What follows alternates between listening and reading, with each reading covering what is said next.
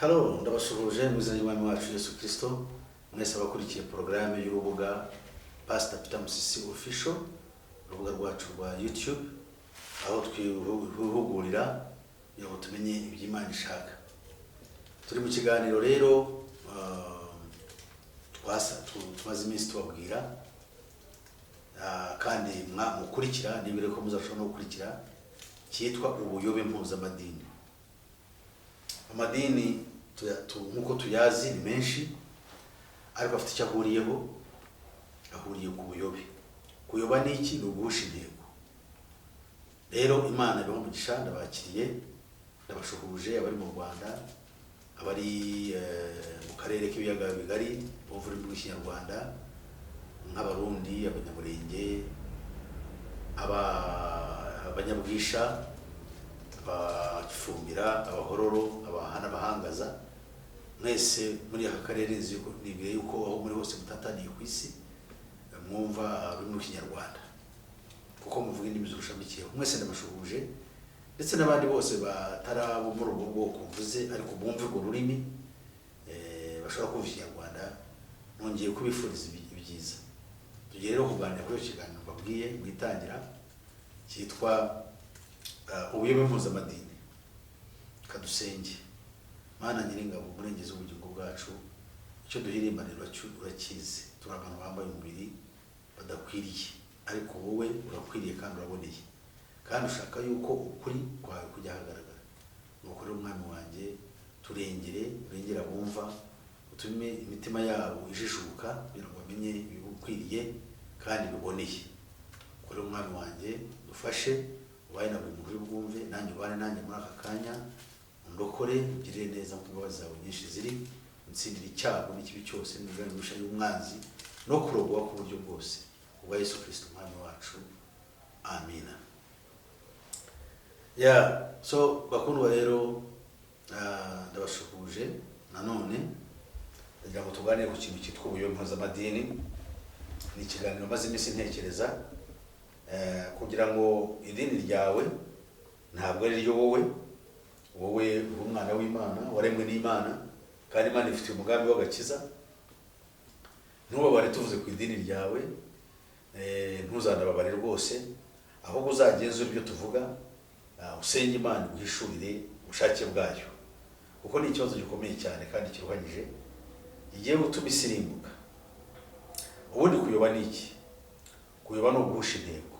Iyo umuntu ahushije intego aba ayobye. Intego y'ubutumwa bwiza, intego yacu y'ubutumwa bwiza tubwiriza, ni ukugira ngo abari mu isi bakizwe. Bakizwe iki? Umujinya uzaza, kuko batizeye ubutumwa bwiza. Satani icyo akora rero, we ni ukuyobya abari mu isi. Ni ukuvuga ngo tugiye gusoma ibyanditswe bitatu by'ingenzi. Satani afite inshingano zo kuyobya abantu bari mu isi. Ku murongo Ibyahishuriwe 12, umurongo wa 9, hari amagambo agira ati: cya kiyoka kinini kijugunywa kiracibwa, nicyo ya nzoka ya kera yitwa umwanzi na Satani, aricyo kiyobya abari mu isi bose. Nuko kijugunywa mu isi, abamarayika bacyo bajugunywa nacyo. Noneho mu wa 12 ukavuga ngo nuko rero wajugwe, namwe abari bamo mwishime, naho we wasiwe, nawe nyanja we, ugushije ishyano. Mugushije ishyano kubera iki? Kuko Satani yabamanukiye afite umujinya mwinshi, azi yuko afite igihe gito. Amen. Bakundwa, turabona yuko ahangaha turabona Satani icyo akora mu isi. Iki ni ihame, ayobya abantu. Abantu benshi bazi yuko wenda Satani ibyo akora ari ugutuma dupfusha, duhomba, turwana, twicana. Ibyo birasanzwe ku muntu w'umunyabyaha, afite kamere ya Satani. Ariko ikintu gikomeye cyane Satani akora ni ukuyobya umuntu kugira ngo atamenye inzira y'agakiza. Bibiliya iravuga ngo yahawe, iyo turebye muri Yakobo, urwandiko rwa Yakobo igice cyaho cya 5, hari amagambo meza agira ati: ngo bene data ntihagire umuntu muri mwe uyoba avuye mu kuri, noneho undi akamuyobora.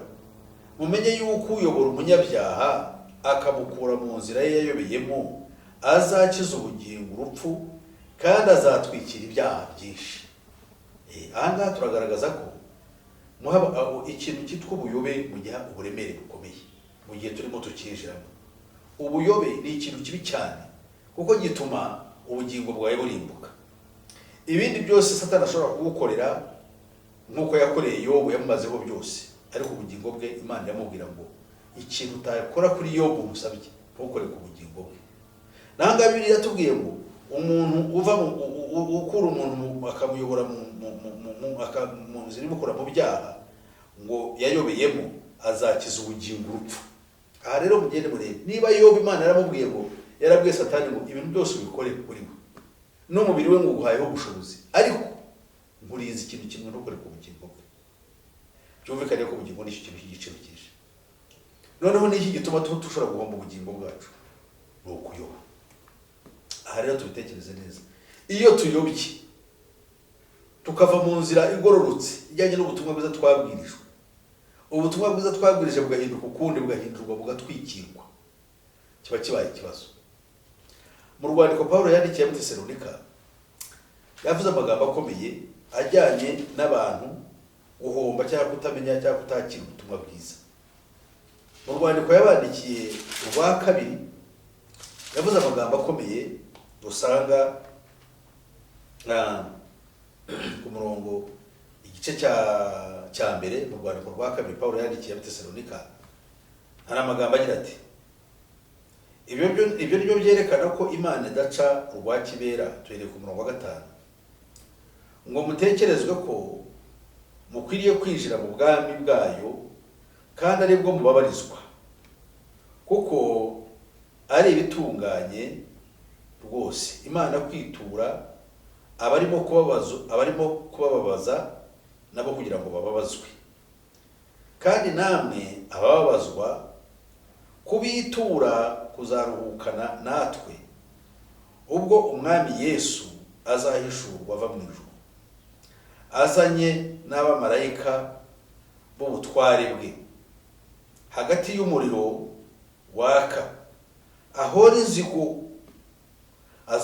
inzigo abatamenya Imana n'abatumvira ubutumwa bwiza bw'umwami wacu Yesu Kristo, ngo bazahanwa igihano kibakwiriye ari cyo kurimbuka ku iteka ryose, bakoherwa ngo bave imbere y'umwami Imana no mu bwiza bw'imbaraga ze, ubwo azazanwa no gushimirwa abera be kuri uwo munsi no gutangarirwa kubw'abamwizeye bose, kuko ubuhamya twabahamirije bwemewe. Amina.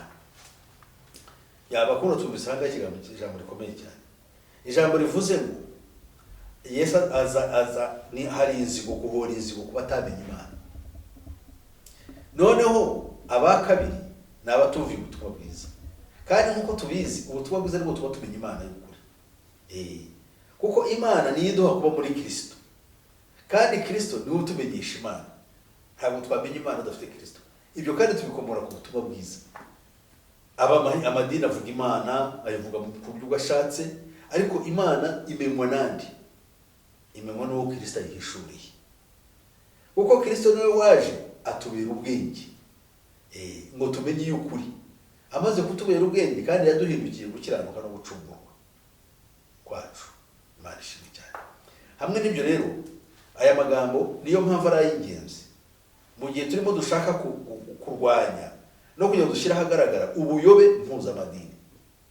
Ikiganiro nicyo kugereho, wowe icyo tugusaba ni ugukora aho ngaho subscribe cyangwa kwiyandikisha kugira ngo ibiganiro tujye dutanga buri gihe bijye bikugeraho bitazuyaje.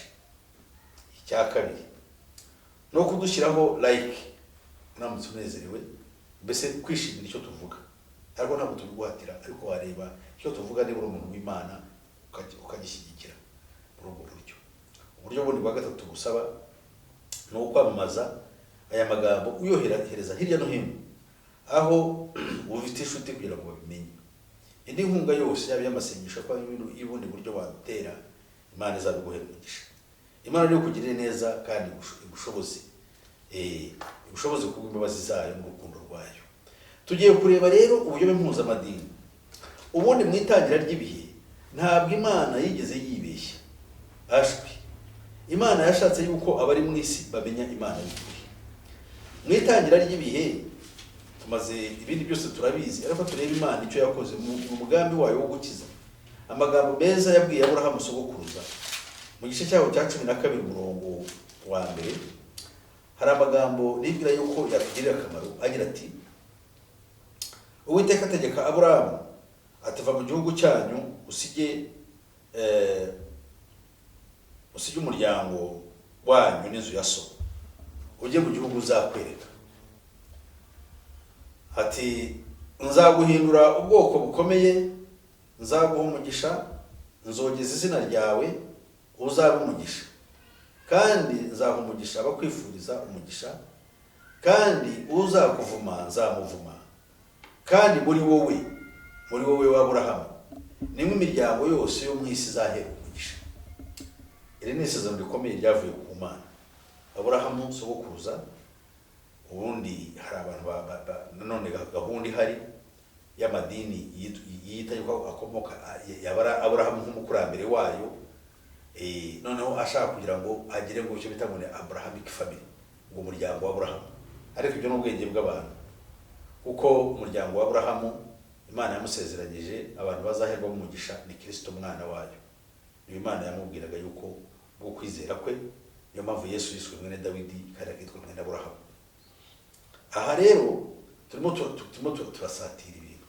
Tugiye kureba rero ubuyobe mpuzamadini duhereye kuri ba nyir'ubwite abangaba tubona, kuko ntabwo dushaka kwigisha Bibiliya mu buryo bwo kuvuga ngo turazana ikintu gishya, ahubwo turimo turavuga ngo mu ncamake turashaka kwerekana uburyo abantu bayobye bakava ku murongo amadini yabo.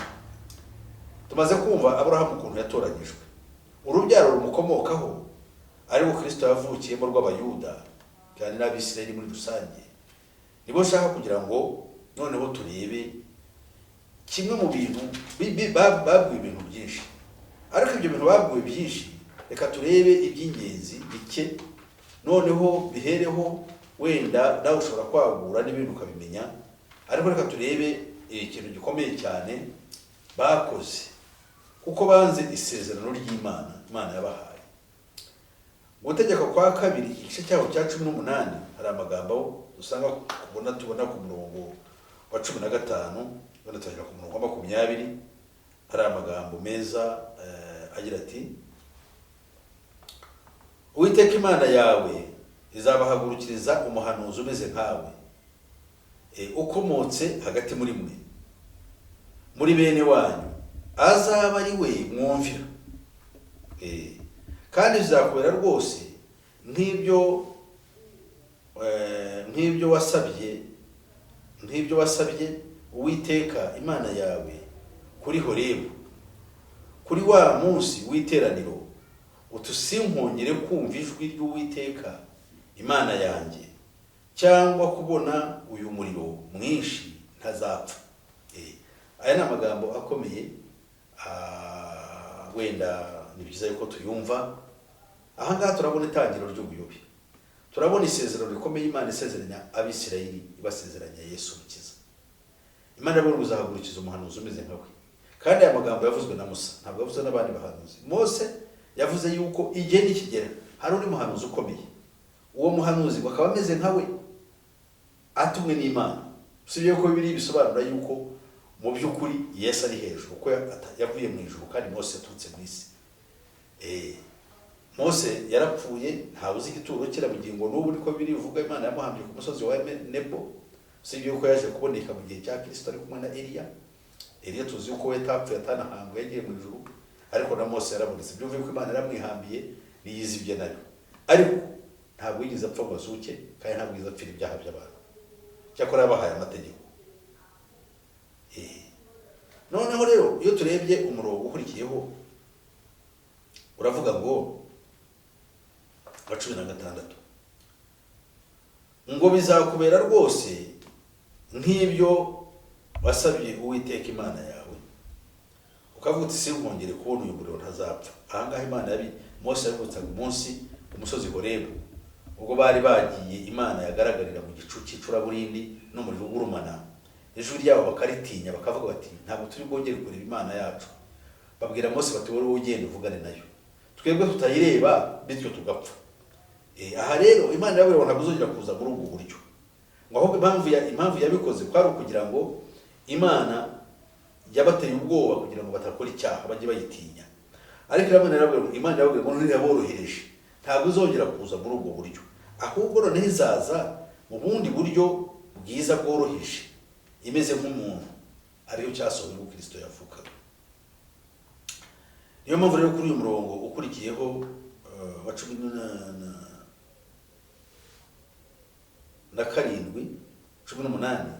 umuntu wa 18 haravuga nzabahagurukiriza umuhanuzi umeze nkawe ukomotse muri bene wabo, nzashyira amagambo yanjye mu kanwa ke, ajye ababwira ibyo mutegetse byose. Kandi utazumvira amagambo yanjye, uwo muhanuzi azavuga mu izina ryanjye nzabimuhora. Amen. Ahangaha turabona yuko Imana n'ubuhanuzi abisirayeli bamaranye imyaka myinshi, kugeza ari mu gihe cya Kristo bahoraga bategereje uwo muhanuzi ukomeye uzaza. Noneho uwo muhanuzi naho aziye, intumwa yamubanjirije bagiye kwibaza ari we Yohana Batista. Barabaza bati urindi, niwe wa muhanuzi wavuzwe se? Yesu uri Kristo? Ko byari bizwi ko Kristo agomba kuza kwicara ku ntebe ya Dawidi. Ibyo rero byabaye ikibazo kandi byabaye igitangaza. Igihe rero kiragera kuko Yesu araza, wenda ngo tumaze kubyumva, abisirayeli bahoraga bamutegereje, ariko kandi bayoboye inzira, aje ntibamwizera. Nk'uko nabwo ubu ku isi bimeze, kandi n'isezerano bahawe naryo bararyica, kuko ntibarikiranutseho isezerano ry'amategeko, bararyigisha. Byabaye n'intandaro y'Imana kuganya. Muri Yeremiya 33:1 kugera ku murongo uhereye ku murongo wa 31, hari amagambo tubona akomeye agira ati, umurongo wa 31 w'igice cya 31 hari amagambo agira ati, Uwiteka aravuga ati, dore iminsi izaza, nzasezerana isezerano ryanjye n'inzu ya Isirayeli ndetse n'inzu ya Yuda, kandi ridakurikije isezerano nasezeranye na ba sekuruza ku munsi nabafataga ukuboko nkabakura mu gihugu cya Egiputa. Rya sezerano ryanjye bararyigishe, nubwo ari umugabo wabo wabirunguriye, ni ku Uwiteka avuga. Amina. Ahangaha isezerano yavugaga n'isezerano rya kera, kuko nubwo baribonye ntibarigendeyemo. Nacyo niyo mpamvu bahoraga bahuragurika, bahura n'ibihano n'ibyago bikomeye kubera guca ku isezerano. Noneho Imana ku imbabazi zayo isezeranye irindi sezerano ritameze nk'irya mbere, isezerano ry'umwuka. Cyo gihe cyo sezerano ryagomba kuba isezerano ry'umwuka. Kubera iki? Ngo kuko ngo ari isezerano ryanjye nzasezerana n'inzu ya Isirayeli hanyuma y'iyo minsi ngiri, ni ku Uwiteka avuga, ngo nzashyira amategeko yanjye mu nda yabo kandi mu mitima yabo, niho nzayandika, nzaba Imana yabo nabo bazaba ubwoko bwanjye. Amina. Ahangaha aya magambo arakomeye kandi afite icyo avuze. Aravuze ngo aya mategeko y'Imana ni ayahe? Itegeko ry'Imana n'ubugingo buhoraho, niko Bibiliya itubwira. Itegeko ry'Imana n'ubugingo buhoraho. Ese ubugingo buhoraho mu isezerano rishya dufite ni ubuhe? Ubugingo buhoraho mu isezerano rishya ni Yesu Kristo, kuko niwe mwana w'Imana. Ufite uwo mwana ufite ubugingo buhoraho. Ni ukuvuga ngo Imana yashatse ko Kristo atura muri twe mu buryo bw'umwuka wera. Hari amadini amwe agenda yigisha mu amategeko 10 ngo aba mu muntu, ngo nibwo bugingo, ngo niyo yavugwaga. icyavugaga aha ngaha ni Kristo Yesu. Kristo yaravuze ati genda itondere itegeko rya data. Tuzabisanga muri Yohana 5:5 aho avuga ati yewe nitondere itegeko rya data. Kubera iki? Kuko nzi yuko itegeko rya data ari ubugingo buhoraho.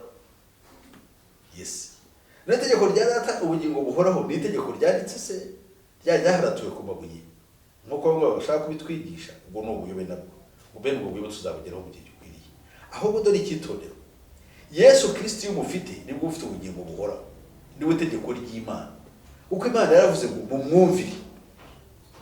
Amaze avuga ngo ni mumwumvire rero ni itegeko twahawe rishya. Yesu nawe aratubwira ati mukundane. Ni itegeko rishya yaduhaye. No kuvuga ngo nitwumvira Yesu tugomba kuba tumwizera. Yaravuze ati mwumvire umwana wanjye. Ibyo byabaye ku musozi aho Yesu yahuriye igihe Eliya na Mose bamanukaga ku musozi.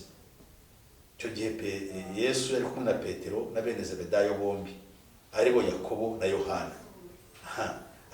Barishima cyane bamubonye.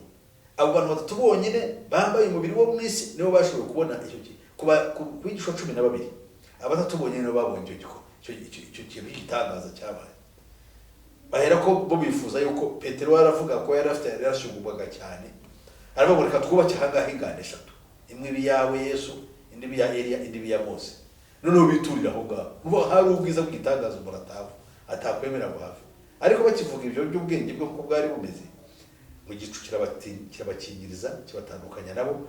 We Yesu asigara ku isi ko yari afite umurimo wo kugira gute wo gucungura bari mu isi. Ijwi rivugira ku ijuru. Ngo ni umwana wanjye nkunda umwumvire. Cyo ni ikintu gikomeye cyane mu mwumvire. Dusabwa kumwumvira. Yohana we mu butumwa bwe bwiza igice cyawo cya 6 ku murongo wa 29:30 n'uwa 30 haravuga ngo icyo data wo mu ijuru ashaka ngiki nuko mwizera uwo yatumye. Uwo yatumye ko mwizera rero nimwe dushobora guhabwa ubugingo buhoraho ari we Kristo muri twe.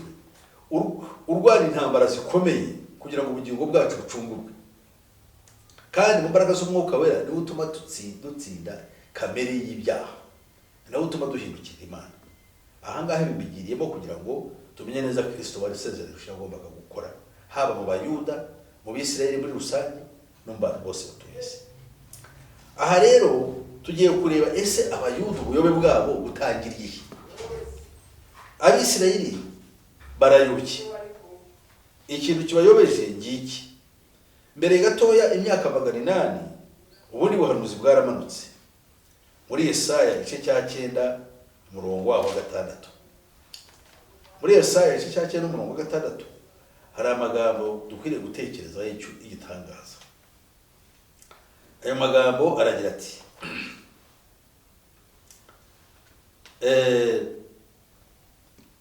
Yesaya igice cya 9 umurongo wa 6 ho hari amagambo dusoma agira ati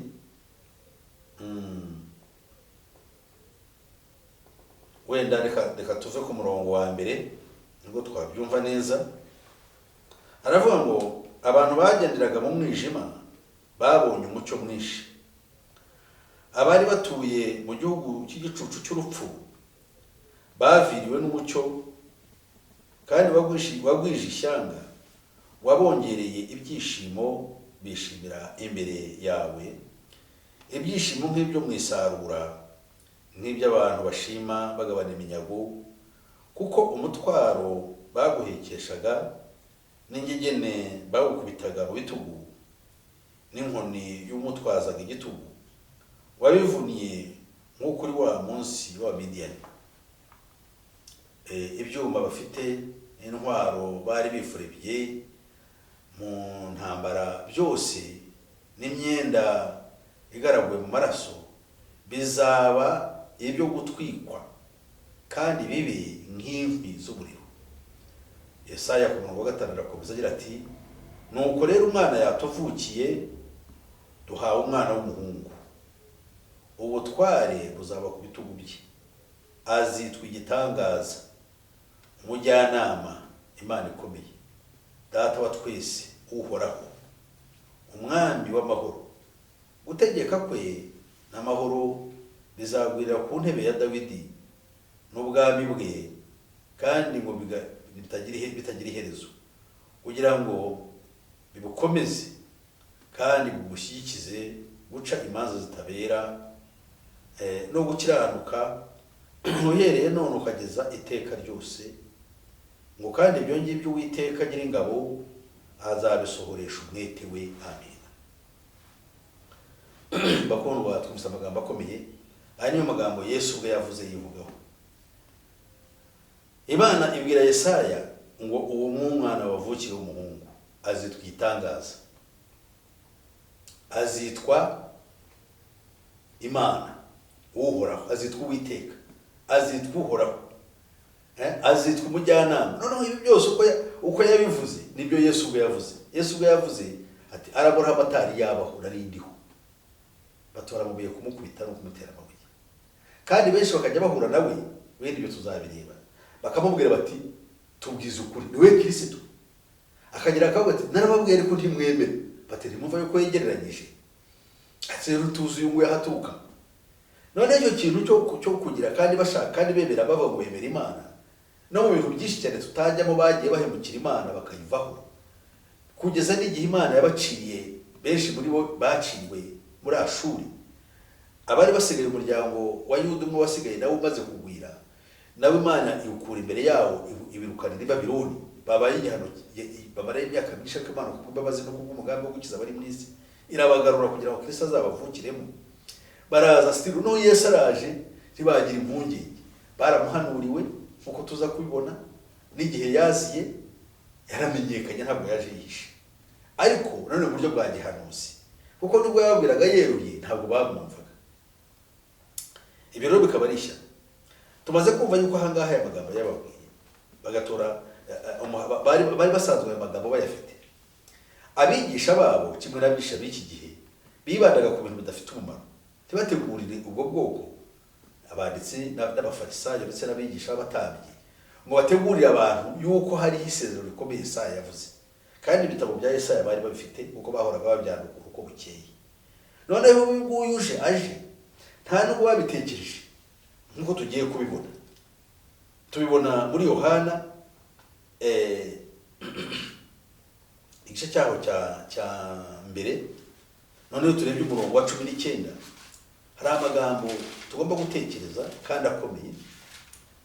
Yohana igice cya 19 igice cya mbere ariko umurongo wa 19 kugera ku murongo waho wa 34.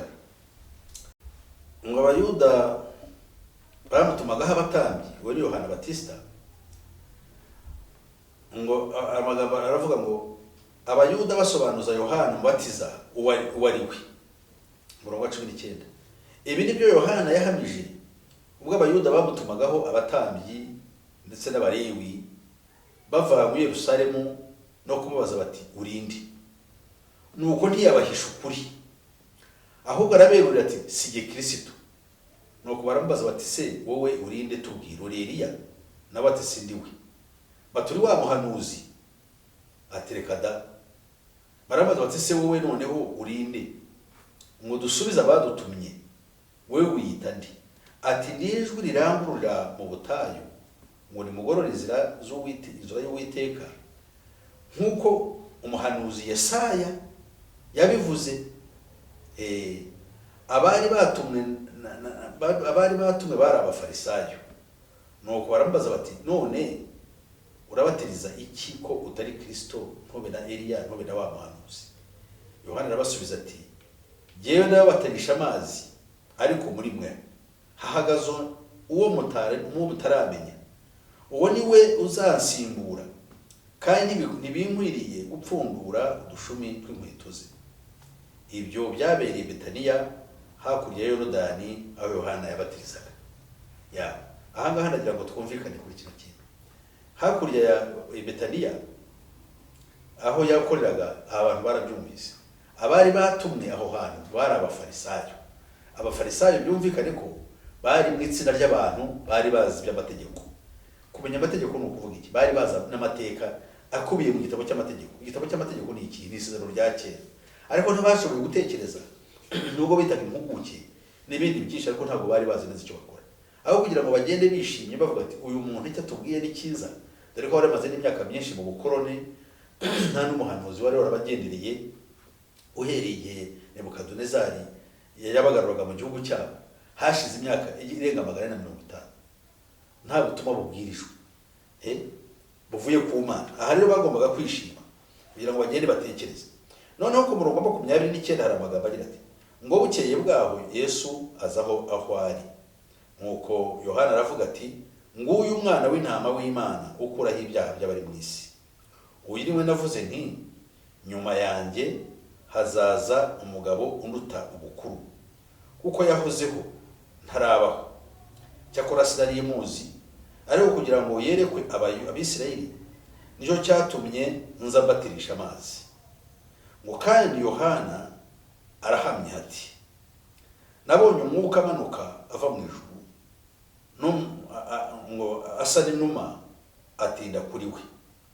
Icyakora sinari muzi, keretse yuko yantumye kubatirisha amazi, yabwiye iti uwo uzabona umwuka amumanukira akagwa kuri we, uwo ni we ubatirisha umwuka wera. Nanjye mbibonye mpamya yuko ari umwana w'Imana. Amina. Bakundwa rero, aya ni amagambo twari tuyatekereze. Ese abayuda ko baramaze kubona ibi ababwiye ayo magambo, ese barizeye? Aramubereka, inuma yaramanutse imugwaho, aramubatiza imbere y'abantu, ariko ntibamwizera. Icyitonderwa, kimwe mu bintu biza n'ubuyobi ni uko utitondera ukuri kuri mu ijambo ry'Imana. Niyo mpamvu abantu benshi bayoba. Aha ngaha turimo turareba igice kizakurikira iki ngiki, none ko tuzareba uburyo abayuda bayobye ku buryo budasubirwaho, kugera naho bihakanye Yesu baranamubamba. Tuzabona bimwe mu bintu byinshi Yesu yagiye ababwira bereka yuko ari we, ariko ntibamenya kuko yavugaga ibyari byarahanuwe n'abahanuzi ba mbere, ndetse n'ibyo Mose umuntu w'Imana yavuze, umugaragu w'Imana. Ibi rero natwe muri kino gihe bizatubera akabariro ko tuzabibona. Kimwe mu bibazo bihari dufite ni uko Bibiliya itavuga nk'ukwiriye kuvugwa, abantu bagashyiraho amarangamutima, abantu bagakuramo ibyabo bibahesha indamu. Kimwe mu bibazo biro byabayeho no mu Isezerano rya kera kugira ngo abantu batamenya ukuri, ni uko abayuda n'abatambyi babo n'abanditsi babo n'Abisirayeli muri rusange bari barangariye cyane ku cyubahiro cyabo no gukomera kwabo no gushaka kurya kwabo, bityo ijambo ry'Imana ribaryigisha ukuri kugira ngo urubanza rubaveho, bo bakora umurimo bari barahamagariwe. Ese wowe umeze ute muri iki gihe? Ese wowe urakora ute? Reka mwengarukiye aha ngaha. Imana imujije umugisha. Iki ni igice cya kabiri cy'izi nyigisho tumaze kugeraho. Igice cy'ubutaha tuzakomereza aho ngaho, turebe uko dukwiriye gucyamura abacu. Abantu benshi bajya bifuje kubona kino kiganiro bashaka kucyumvira kuri radio, ariko ntibyakunze. None ndimo ndagitambukiriza hano kugira ngo ababishakaga babikurikirane, barebe ubuyobe mpuzamadini uko bwaje. Tuzareba uburyo byarangiye abayuda ubwabo bayoboye, bakava ku kuri, bakabamba n'uwo bari barasezeranyijwe, bityo bakikurira umuvumo. Ibyo bikazaba none ntandaro iyo bari bantu bose nabo batazumvira ubutumwa bwiza ngo tubyumvise, cyangwa babugureka nabo kuzahura ari akaga kameze gatyo. So Imana yo mu ijuru ibahe umugisha. Abashaka kurikira kino kiganiro muraje kurikira kuri channel ya muri mubona ya Pastor Peter Musisi Official, kandi waba afite ikibazo cye ashobora kumpamagara kuri telefone nomero 0788 50 comments zanyu nazo ndazishimira. Izo comments zanyu cyo muvuze ushobora guheraho subiza abazafite ibyo bibaza cyangwa bagaye, kandi nzashimira n'abazaba basobanukiwe bakampa n'inyunganizi. Imana ibahe umugisha cyane. Rero ndishimye ndanezerewe. Ikindi iyo nomero yanjye bahaye niba no kuri WhatsApp, abari mu diaspora atari mu Rwanda bo kugira ngo bagire icyo bavuga kuri kiganiro, bongeraho muri ya telefone bahaye bashyiraho akamenyetso ko guteranya ugashyiraho 250 karindwi 88 50 60 76. Imana y'umujije bahumugisha murakoze. Amina. Kadusenge. Imana shimwa nyir'ingabo ubwo uyu munsi sabira abazumva ikiganiro bose munsi y'ijuru uko ibihe bibindi kizabafashe kubonera no gukiranuka kandi batsinde icyago muri buno buzima no hanyuma tuzabane mu bwami bwawe mwana. Ushimwe yuko wemerewe kubikora kubwa Yesu Kristo umwami wacu. Amen.